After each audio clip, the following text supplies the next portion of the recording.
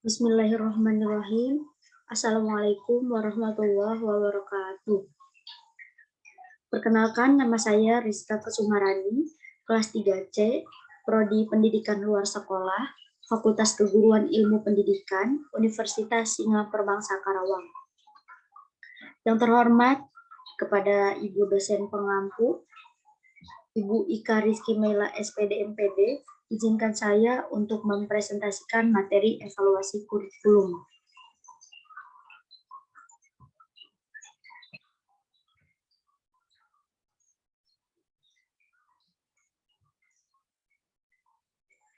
Pengertian evaluasi kurikulum. Salah satu komponen kurikulum yang perlu dikuasai oleh guru sebagai pelaksana kurikulum. Evaluasi kurikulum merupakan salah satu komponen kurikulum yang perlu dikuasai oleh guru sebagai pelaksana kurikulum. Bagian-bagian berikut dari model ini akan difokuskan pada uraian tentang evaluasi dalam fase pengembangan kurikulum. Tujuannya, berbagai konsep atau model evaluasi yang pernah dikembangkan, tinjauan masing-masing konsep atau model, dan akhirnya model evaluasi yang disarankan. Sebagai seorang guru, kita tentunya harus memahami betul mengapa suatu kurikulum harus dievaluasi dan apa yang menjadi tujuan dari evaluasi kurikulum. Tujuan evaluasi kurikulum yang pertama, perbaikan program. Dalam konteks ini, peranan evaluasi lebih bersifat konstruktif, karena informasi hasil evaluasi dijadikan input bagi perbaikan yang diperlukan di dalam program kurikulum yang sedang dikembangkan. Di sini evaluasi lebih merupakan kebutuhan yang datang dari dalam sistem itu, karena evaluasi itu dipandang sebagai faktor yang memungkinkan dicapainya hasil pengembangan yang optimal dari sistem yang bersangkutan. Yang kedua, pertanggungjawaban kepada berbagai pihak. Selama dan terutama pada akhir fase pengembangan kurikulum, perlu adanya semacam pertanggungjawaban dari pihak pengembang kurikulum kepada berbagai pihak yang berkepentingan. Pihak-pihak yang dimaksud mencakup baik pihak yang mensponsori kegiatan pengembangan kurikulum tersebut maupun pihak yang akan menjadi konsumen dari kurikulum yang telah dikembangkan. Dengan kata lain, pihak-pihak tersebut mencakup pemerintah, masyarakat, orang tua, petugas-petugas pendidikan, dan pihak-pihak lainnya yang ikut mensponsori kegiatan pengembangan kurikulum yang bersangkutan. Bagi pihak pengembang kurikulum, tujuan yang kedua ini tidak dipandang sebagai suatu kebutuhan dari dalam, melainkan lebih merupakan suatu keharusan dari luar. Sekalipun demikian, hal ini tidak bisa kita hindari karena persoalan ini mencakup pertanggungjawaban sosial, ekonomi, dan moral yang sudah merupakan suatu konsekuensi logis dalam kegiatan pembaharuan pendidikan. Dalam mempertanggungjawabkan hasil yang telah dicapainya, pihak pengembang kurikulum perlu mengemukakan kekuatan dan kelemahan dari kurikulum yang sedang dikembangkan, serta usaha lebih lanjut yang diperlukan untuk mengatasi kelemahan-kelemahan jika ada yang masih terdapat. Untuk menghasilkan informasi mengenai kekuatan dan kelemahan tersebut, di atas itulah diperlukan kegiatan evaluasi. Dan terakhir, penentuan tindak lanjut hasil pengembangan. Tindak lanjut hasil pengembangan kurikulum dapat berbentuk jawaban atas dua kemungkinan pertanyaan. Yang pertama, apakah kurikulum baru tersebut akan atau tidak akan disebarluaskan ke dalam sistem yang ada? Kedua, dalam kondisi yang bagaimana dan dengan cara yang bagaimana pula kurikulum baru tersebut akan disebarluaskan ke dalam sistem yang ada? Ditinjau dari proses pengembangan kurikulum yang sudah berjalan, pertanyaan pertama dipandang tidak tepat untuk diajukan pada akhir fase pengembangan. Pertanyaan tersebut hanya mempunyai dua kemungkinan jawaban, ya atau tidak. Secara teoritis, dapat saja terjadi bahwa jawaban yang diberikan itu adalah tidak. Bila hal ini terjadi, kita akan dihadapkan pada situasi yang tidak menguntungkan biaya, tenaga, dan waktu yang telah dikerahkan selama ini ternyata terbuang dengan percuma. Peserta didik yang telah menggunakan kurikulum baru tersebut selama fase pengembangan telah terlanjur dirugikan. Sekolah-sekolah di mana proses pengembangan itu berlangsung harus kembali menyesuaikan diri lagi kepada cara yang lama. Dan lambat laun akan timbul sikap skeptis di kalangan orang tua dan masyarakat terhadap pembaharuan pendidikan dalam bentuk apapun. Pertanyaan kedua dipandang lebih tepat untuk diajukan pada akhir fase pengembangan kurikulum. Pertanyaan tersebut mengimplikasikan sekurang-kurangnya 3 anak pertanyaan aspek-aspek mana dari kurikulum tersebut yang masih perlu diperbaiki atau disesuaikan. Strategi penyebaran yang bagaimana yang sebaiknya ditempuh, dan persyaratan-persyaratan apa yang perlu dipersiapkan terlebih dahulu di dalam sistem yang ada. Pertanyaan-pertanyaan ini dirasakan lebih bersifat konstruktif dan lebih dapat diterima ditinjau dari segi sosial, ekonomi, moral, maupun teknis. Untuk menghasilkan informasi yang diperlukan dalam menjawab pertanyaan yang kedua, itu diperlukan kegiatan evaluasi.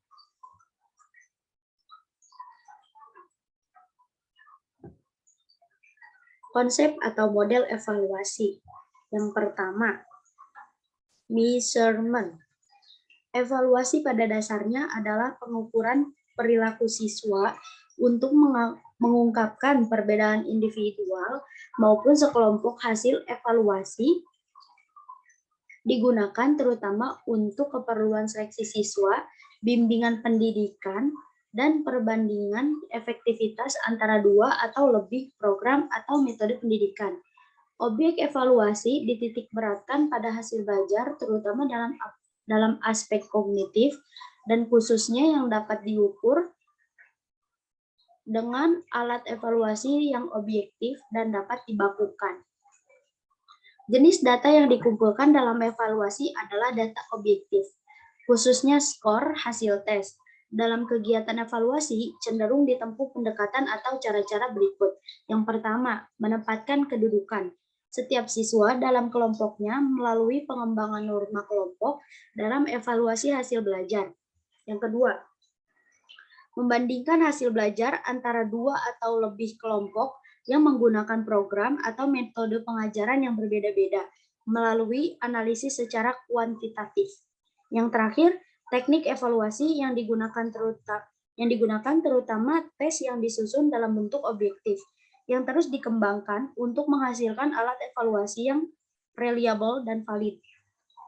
Yang kedua, kongruen. Evaluasi pada dasarnya merupakan pemeriksaan kesesuaian atau kongruen antara tujuan pendidikan dan hasil belajar yang dicapai untuk melihat sejauh mana perubahan hasil pendidikan telah terjadi. Hasil evaluasi diperlukan dalam rangka penyempurnaan program, bimbingan pendidikan, dan pemberian informasi kepada pihak-pihak di luar pendidikan. Objek evaluasi dititik beratkan pada hasil belajar dalam bentuk kognitif, psikomotorik, maupun nilai dan sikap. Jenis data yang dikumpulkan adalah data objektif, khususnya skor hasil dalam tes. Dalam kegiatan evaluasi, cenderung ditempuh pendekatan atau cara-cara berikut. Yang pertama, menggunakan prosedur pre- and post-assessment dengan menempuh langkah-langkah pokok sebagai berikut. Penegasan tujuan, pengembangan alat evaluasi, dan penggunaan hasil evaluasi. Yang kedua, analisis hasil evaluasi dilakukan secara bagian demi bagian. Yang ketiga, teknik evaluasi mencakup tes dan teknik-teknik evaluasi lainnya yang cocok untuk menilai berbagai jenis perilaku yang terkandung dalam tujuan. Yang tiga, yang terakhir, kurang menyetujui diadakannya evaluasi perbandingan antara 2 atau lebih program. Yang ketiga, illumination.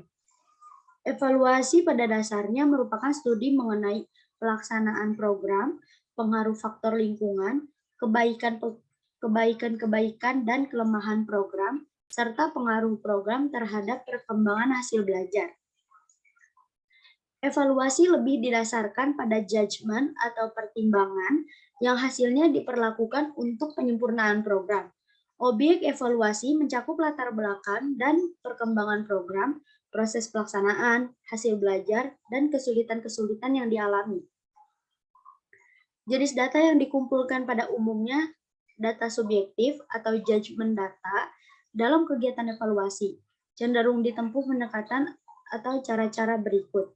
Yang pertama, menggunakan prosedur yang disebut progressive focusing dengan langkah-langkah pokok, orientasi, pengamatan yang lebih terarah, dan analisis sebab akibat.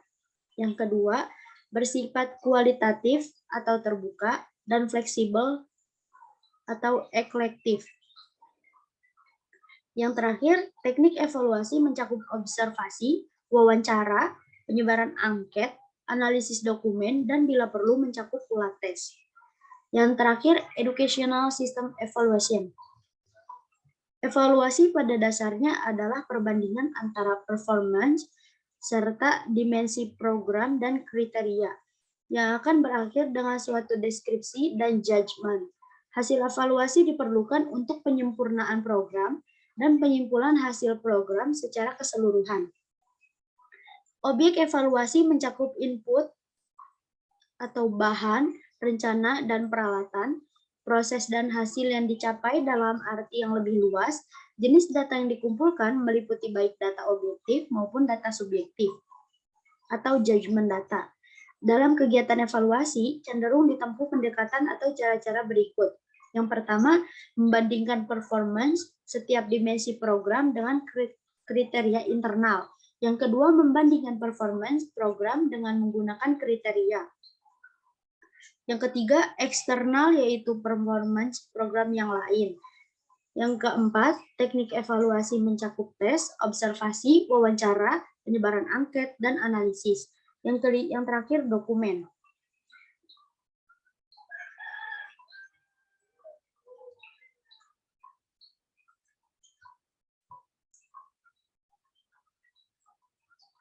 Model yang disarankan. Educational System Evaluation. Dengan mempelajari secara cermat tentang berbagai konsep atau model evaluasi kurikulum, kita akhirnya dapat memahami pula bahwa masing-masing konsep atau model tersebut memiliki keunggulan dan kelemahan. Dalam mengevaluasi kurikulum, tentunya diperlukan kecermatan kita dalam memilih model mana yang dianggap tepat. Pada uraian berikut, kita akan dapat mencermati atau konsep model yang disarankan dalam melaksanakan evaluasi kurikulum. Ketepatan suatu model tak dapat dilepaskan dari tujuan yang ingin dicapai dari kegiatan evaluasi yang kita adakan, termasuk model Educational System Evaluation, memiliki kekuatan dan kelemahan ditinjau dari berbagai segi. Sehubungan dengan itu, berkenaan dengan model mana yang akan disarankan, dikemukakan hal-hal sebagai berikut. Untuk memperoleh gambaran yang menyeluruh tentang kurikulum yang sedang dikembangkan, model Educational System Evaluation tampaknya merupakan model yang paling tepat. Kelemahan masing-masing model yang lain dapat ditanggulangi oleh model yang keempat ini.